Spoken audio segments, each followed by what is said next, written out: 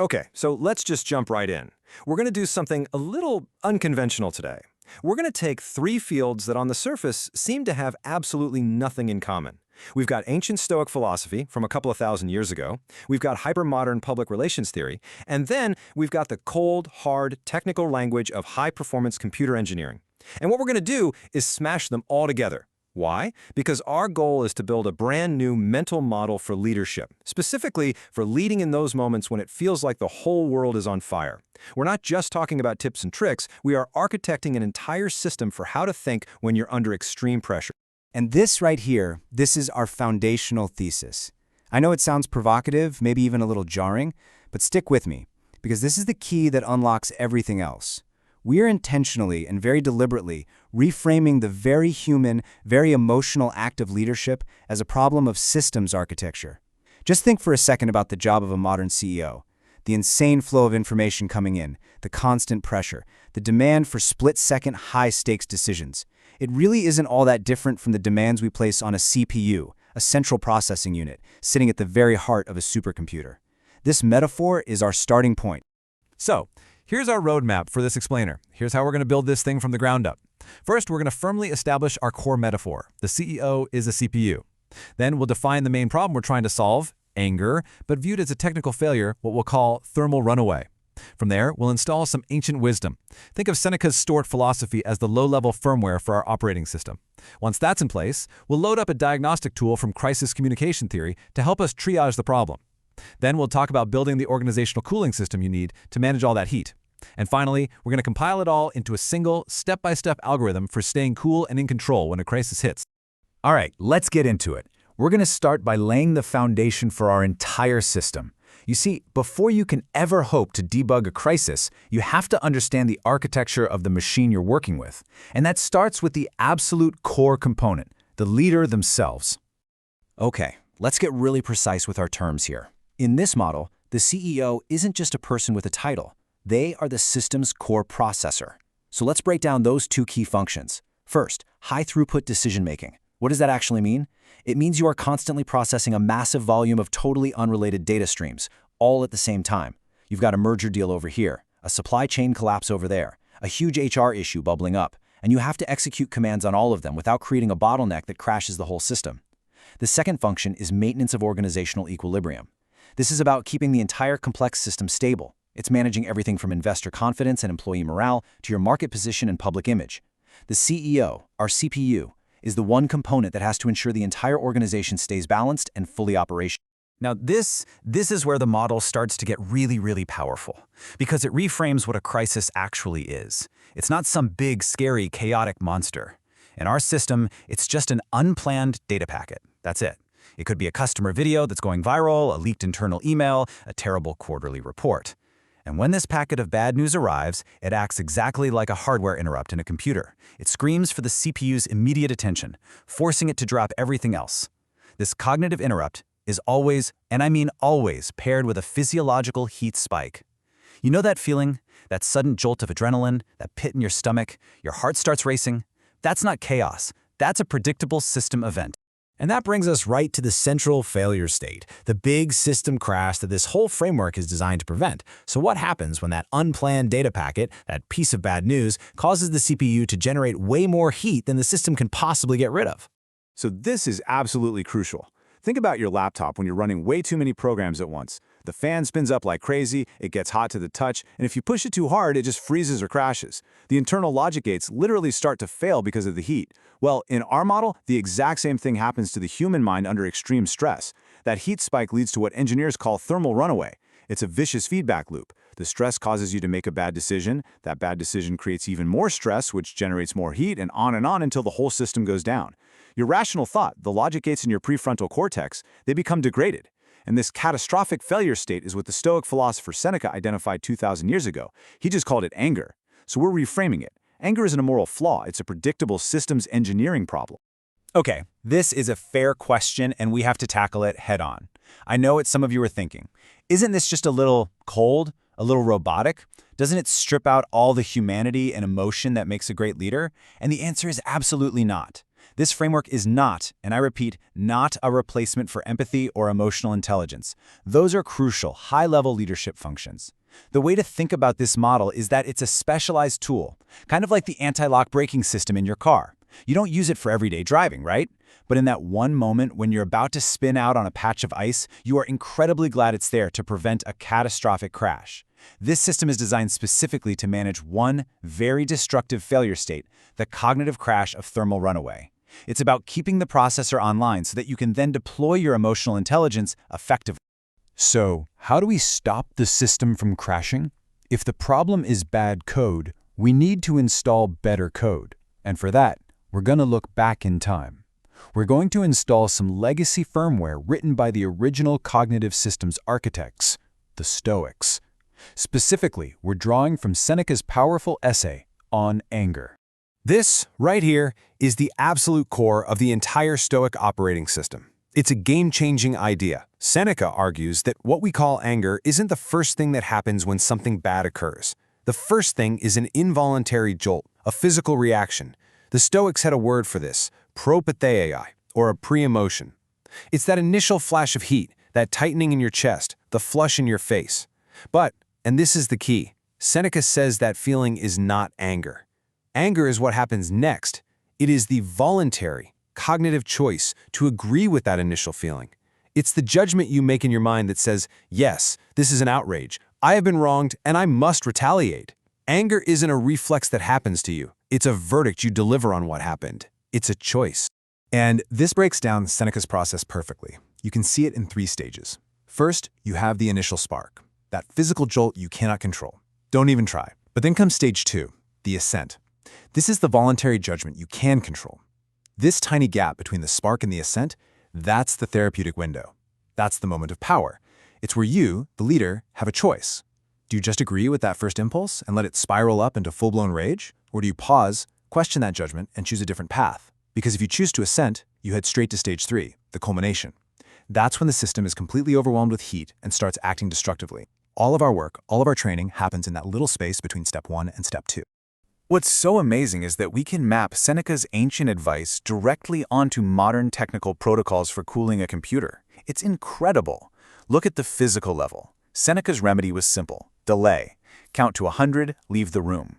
In engineering, that's called a tau window. It's a period where you let an initial noisy signal spike just die down before you take a real measurement.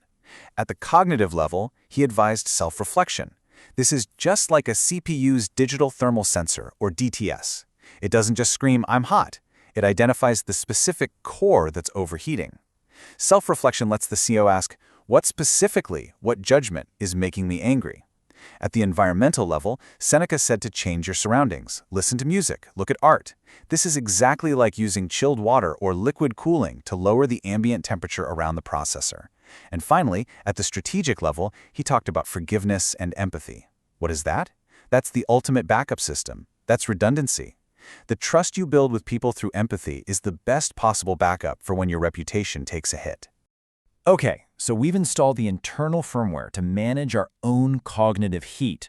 We're in control of ourselves, but now we need a diagnostic algorithm to manage the external situation, the crisis itself. And for that, we turn to the modern field of public relations and crisis communications.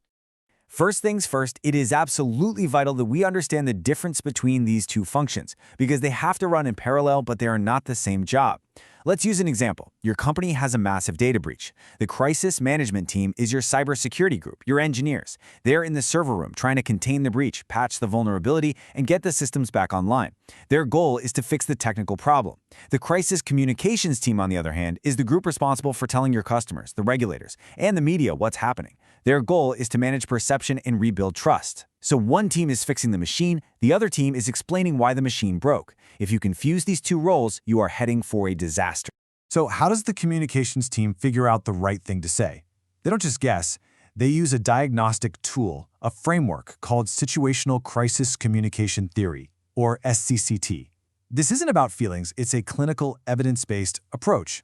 SCCT gives you the logic to perform a really quick crisis audit. And its central idea is that the correct response strategy depends entirely on one thing: how much responsibility your stakeholders perceive the organization to have for the crisis. And that word, perceive, is the most important word on this slide. This is a theory of perception management. It starts with where your audience is, not where you are. This table is the heart of the triage system. It's a decision-making matrix, plain and simple. Let's walk through it. If the public perceives your organization has minimal responsibility, let's say you're the victim of a sophisticated cyber attack from another country, then the strategy is to deny responsibility for the attack and frame yourself as a victim. The technical action is to filter out the noise and protect your reputation. Now, what if there's low attribution, say an unforeseen and accidental flaw in a product? The strategy here is to diminish the issue and offer an excuse or justification. The technical action is to patch the error. But if the organization has high perceived responsibility for a crisis that was preventable, think an executive scandal or cutting corners on safety, there is only one viable strategy: rebuild. You have to issue a full apology and take concrete corrective action. This requires a full system refactor. You have to fundamentally change how you operate to reinstall trust. Right, and here's that critical question again. I can hear the cynic in you asking, isn't this just a fancy PR playbook for how to spin things and get away with it? It's a totally fair question. And the answer is, you can try to use it cynically, but it will almost always blow up in your face.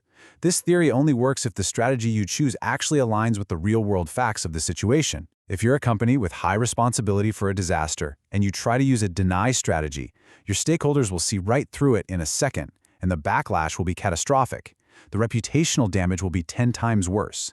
You have to think of it like a computer compiler. If you feed the program bad logic, it simply won't run. The tool is only as powerful as the integrity of the person using it.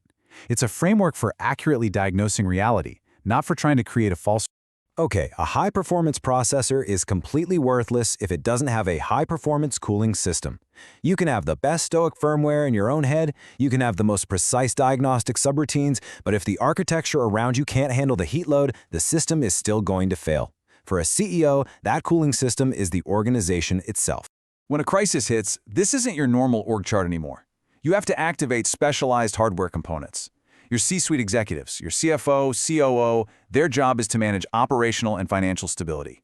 You need a dedicated crisis management team, or CMT, that acts as the central command post. You bring in your external legal counsel to build the guardrails and manage litigation risk. You bring in external PR advisors for that crucial, objective outside perspective on the public narrative. And finally, you have the board of directors providing ultimate oversight and governance. Each one of these components has a very specific job in helping to manage and dissipate the thermal load of the crisis. And I love this slide because it shows two advanced cooling techniques. On one hand, you have liquid cooling. In a data center, this means running a little tube of coolant directly to the hottest chip on the motherboard to cool it specifically. In a crisis, this is direct to stakeholder communication. This is the CEO picking up the phone and personally calling the company's 10 biggest investors or the 5 largest clients before the story hits the news. You are circulating truthful information directly to the source to remove heat before it can even build up. Then you have immersion cooling. This is even more extreme. It's when you submerge an entire server rack in a non-conductive fluid. This is the war room. It's when you get the entire crisis management team into one room, completely submerged in a constant flow of real-time data, social media feeds on the walls, news alerts pinging, sentiment analysis dashboards. This allows them to instantly absorb and carry away the heat of rumors and misinformation as soon as they appear. Okay, this is the moment. We've defined our processor. We've identified the primary failure state, we've installed the firmware, we've loaded the diagnostics, and we've built the cooling system. Now, we put it all together. We are going to compile all of these components into one final executable mental algorithm that a leader can run the second a crisis begins. This is the process. This is the code you need to have compiled and ready to go in your mind. Step 1. Bam! The bad news packet arrives. The processor hot alarm goes off. Step 2. The first thing you do is engage the latency delay. This is Seneca's mandatory pause. You count to 10. You take a breath. You do not react. Step 3. You run the Stoic logic gate. You ask yourself the primary Stoic question. Is this event within my control? And then the secondary one. Am I about to assent to a destructive judgment? Step 4. Once you are centered, you activate the triage subroutine. You get the CMT together and use the SCCT matrix to classify the crisis. Step 5. You compile the initial response, drafting a holding statement. Step 6. You execute that statement and then you immediately enter a continuous loop of monitoring and cooling, using social listening tools and direct stakeholder outreach to manage the ongoing thermal environment. And that immediate output from the algorithm, that holding statement, should be built using this incredibly simple and effective formula. CAPS. Think about it from the perspective of someone who's affected. What do they need to hear from you right now? First, C for confirmed facts. Tell people only what you know for sure is true. No guessing, no speculation. Second, A for action. Tell them what you are actively doing right now to fix the problem. Third, P for prevention. Tell them the steps you are going to take to make sure this never, ever happens again. And finally, and maybe most importantly, S for support. Express genuine empathy and explain how you are going to support the victims or anyone else who's been harmed. This simple structure fills the information vacuum where rumors and fear grow, and it addresses the 4 key things every single stakeholder needs to hear from you immediately. And so that brings us to our final question. In a world where a single unplanned data packet, a single stray tweet, a leaked video clip can trigger a global thermal event in a matter of minutes, maybe this kind of deliberate, systems-based cognitive architecture isn't just a nice-to-have tool anymore.